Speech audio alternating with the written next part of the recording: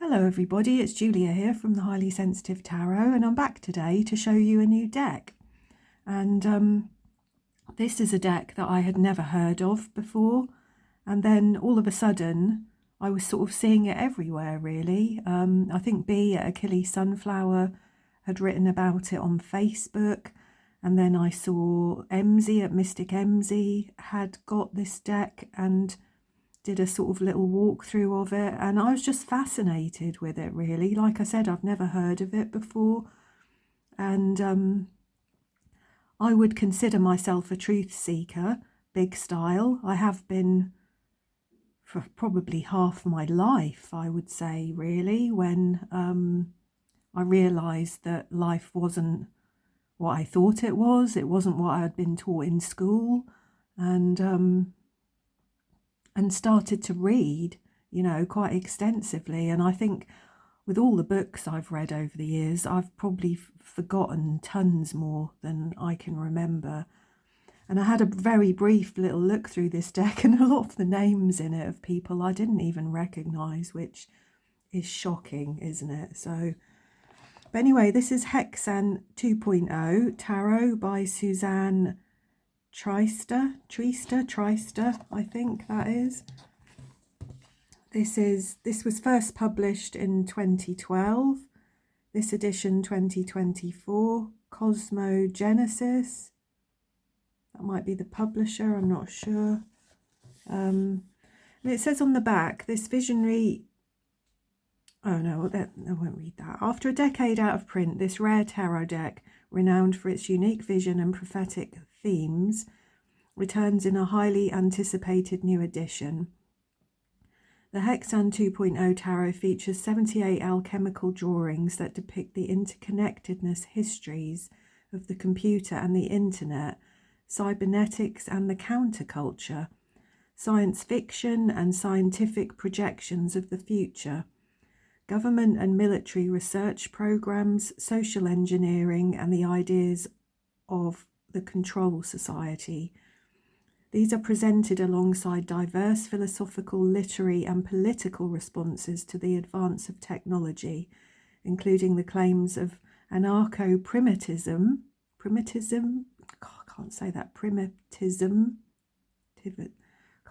techno-Gaianism, and transhumanism. Blimey. Through representing and re-examining these histories and subjects holistically within an alchemical framework, the Hexen 2.0 Tarot transports us to a hypnotic, mesmerizing space where a reader or a group of readers working collaboratively can use the cards to imagine and discuss visions for alternative futures. Wow. That's just so interesting, isn't it? The box that this deck comes in is really cool. I like these kind of boxes a lot.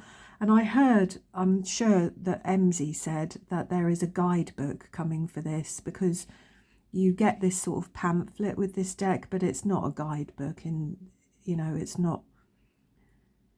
doesn't even remotely resemble a guidebook. So there is supposed to be a guidebook that is coming to help people make a little bit more sense of this deck. And what you get is this, like I said, it's a sort of folded up pamphlet, and I started to read it. It was just like, oh my god. Let me read you a bit of it. In Treister's deck, the original symbolic import of the tarots is used as ciphers that vie for their meaning with the new content that Treister has invested them with. This is in accordance with how tarot card readers read the person in front of them as carefully as the card that is called up. In this way, the tarot deck allows you to reach for an object of knowledge through a system that is explicitly and opaquely coded, and therefore allows the operator of the deck to negotiate and undo the codes in the process. Thus, if we take the Three of Swords, a card that urges us to take a strong look at that which is at the centre of our world. Come on, George. Come on, lovey. Yes, you love. Come on, you've got wet paws.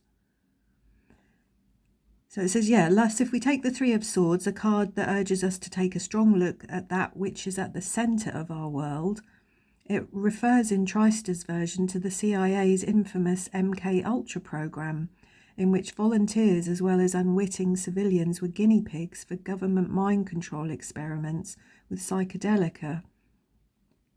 This program was run by one Dr. Sidney Gottlieb,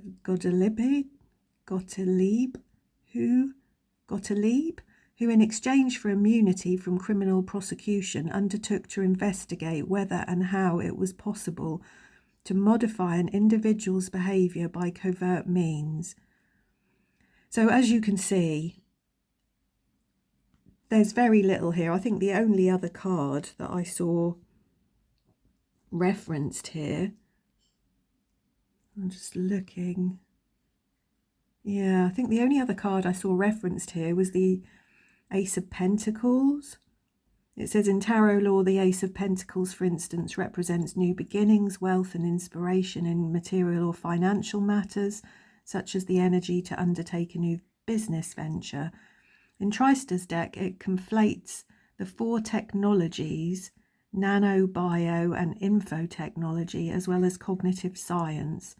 The drawing pulls quotes from a 2002 report commissioned by the US National Science Foundation, whose title could have rolled off the tongue of Norbert Weiner, Converging Technologies for Improving Human Performance.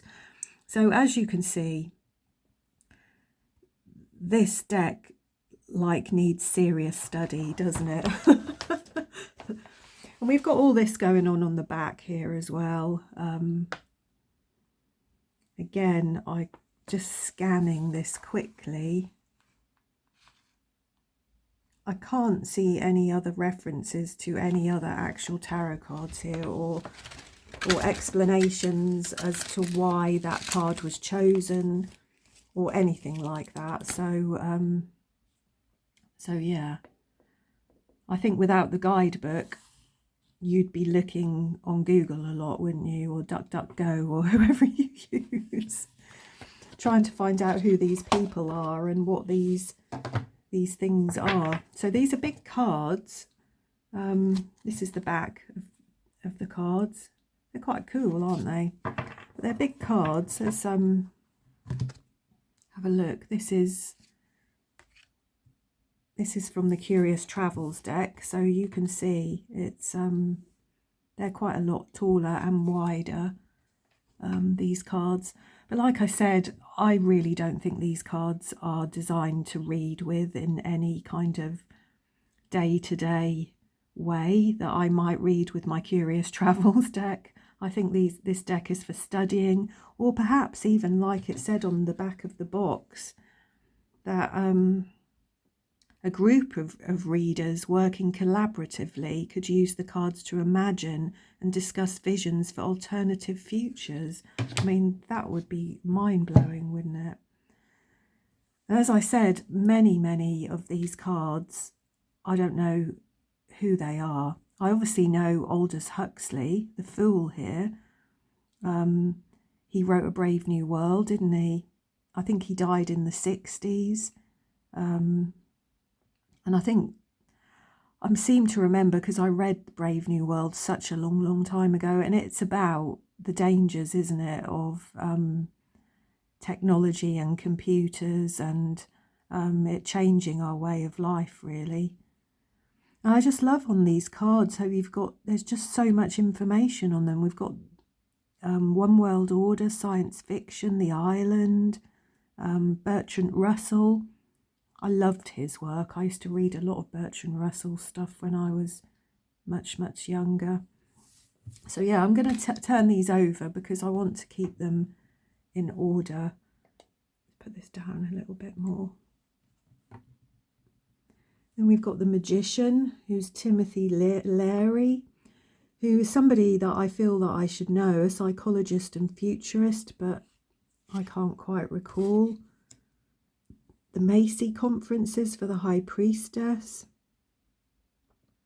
There's just so much writing and so much information on these cards. Some of them are just fascinating, you know, even for me without a huge amount of knowledge, like the Empress here. You know, I sat looking at all these letters here and I realised that they're all the sort of government agencies for that country. Like, what have we got here? I was just looking for America, for, you know, the CIA, or we've got the NSA there for the USA. We've got, where are we? I can't actually see the UK on here. I've been sort of, yes, I can. MI6. We've got the CIA for the USA there. We've got MI6 for the UK. These are all like, I don't know, I suppose, yeah, we've got MI5 there, MI6. They're both UK agencies, and they're to do with the defence of the country and spying and things like that, aren't they? Covert type things. And I think these initials are for all of the countries around the world. Like, we've got the FBI there for the USA as well. G2 for Ireland. Yeah, SRS for the Vatican. FSB for the Russian Federation. Interesting, isn't it? And it's interesting that this is the Empress card as well, because the Empress card is a card of care and compassion and nurture and looking after us. And I'm sure many of these organisations would have us think that they're there to protect us and look after us, but they're not, are they? We know this. The Emperor. Civilization is regressive. Greek philosopher. The Hierophant. Jim Shannon. Lieutenant Colonel Jim Shannon. The US Army at the service of the planet. Mystic Landcrafting Paradise Now. See, these are so fascinating, aren't they? I immediately just want to look up who these people are. The Lovers, we've got Margaret Mead and Gregory Bateson. Margaret Mead's name is very familiar, but as those of you that know me will know, my memory for names is shocking. So even if I do know half of these people, I would struggle just by looking at these cards to remember who they are. The Chariot, Norbert Weiner. I know that name also. Justice, a one world government. War can only be abolished by the establishment of a world government. Bertrand Russell. Wow. The Hermit, Theodore somebody or other, the Unabomber. The Wheel of Fortune, Cybernetics. Strength, Networked Revolution. The Hanged Man, Stuart Brand. Not sure who that is. Death, John von Neumann. John von Neumann.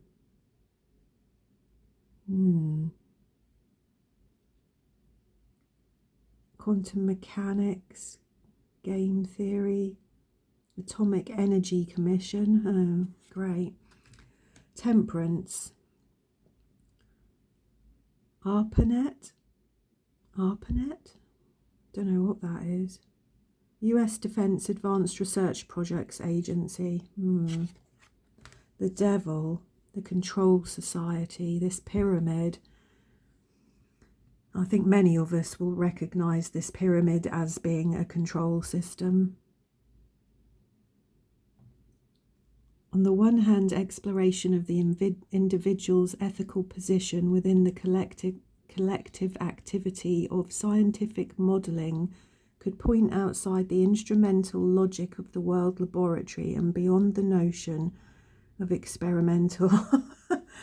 See, it's just blimey, it's just wow, isn't it? The Tower, DARPA, data mining, total information awareness program. See, a lot of these words, a lot of these names I'm very familiar with. It's like I've got a lot of knowledge of a lot of things, but not a lot of depth of knowledge of those things, if you like. Many of the books that I read are years ago, so quantum computing, artificial intelligence, the star, transhumanism, the moon. That's a very interesting card. The sun, an end to industrial civilization. Fifth Estate magazine, wow. Judgment, ethics, wow. Well, that's a great card, isn't it? That's a great word, isn't it, to use when we're talking about judgment, is our own individual ethics. The world, oh, look at that, look. World War I, World War II, World. I don't know what that is. Blimey. Then we've got the Ace of Chalices, and I'm not going to go through these so thoroughly. I'm going to pick them up and let's just turn that over.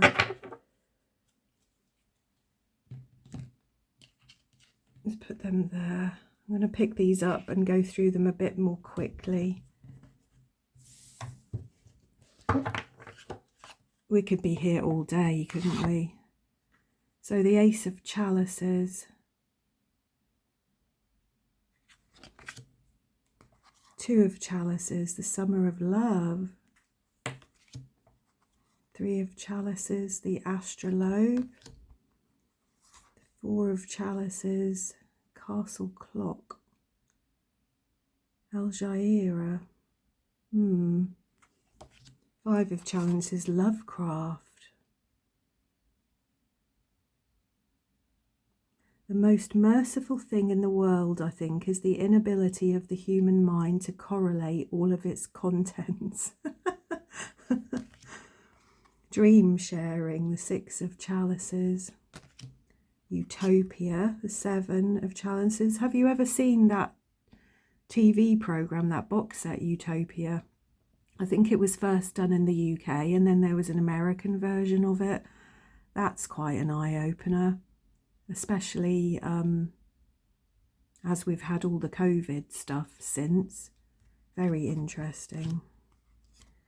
Eight of Chalices, Lewis Mumford. Nine of Chalices, Jean-Jacques Rousseau.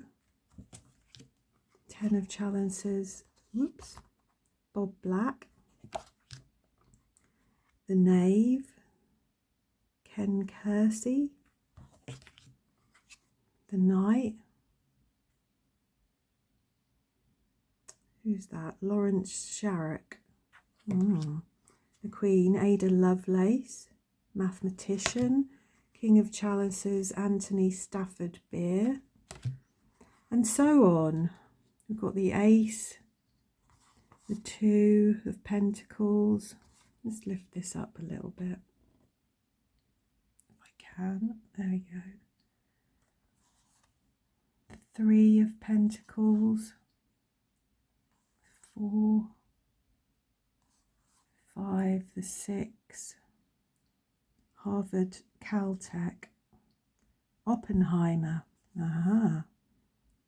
Stuart Brand, 7,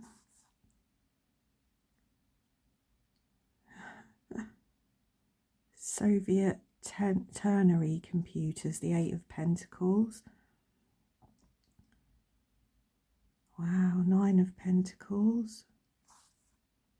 10, Gerbert Winstanley. Ooh, 10 of Pentacles.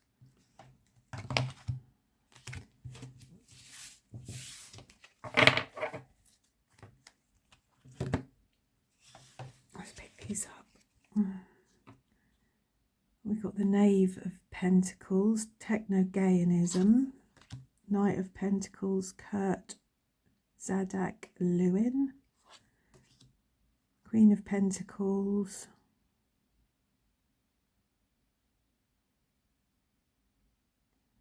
Oh, sorry, I'm just reading some of this. It says, Going Dark is the FBI's code name for its multi-million-dollar project to extend its ability to wiretap communications as they happen. The project dates from 2006 and has used consultants from the Rand Corporation and Booz Allen Hamilton to find solutions. Economic cybernetics. Then we've got the Ace of Wands, Richard Stallman.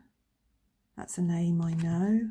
Two of Wands, Committee for the Liquidation of Subversion of Computers. Three of Wands, Grassroots Internet Communities. Blimey. Four of Wands, Josiah Warren. First American anarchist. Yeah. William Blake, Five of Wands. Such cool artwork, William Blake. Six of Wands, White Hat Hackers, Grey Hat Hackers, and Black Hat Hackers. Seven of Wands, Alan Turing, The Turing Machine, Intelligent Machines. William Gibson, Eight of Wands.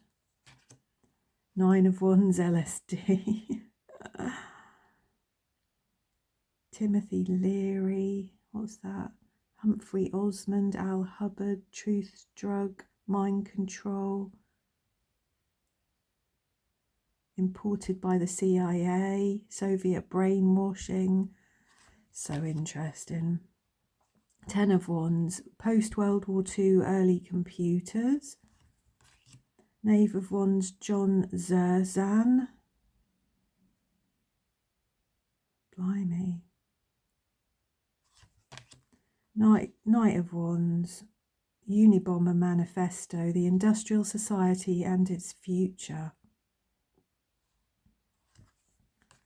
The Queen of Wands, Hannah Arendt.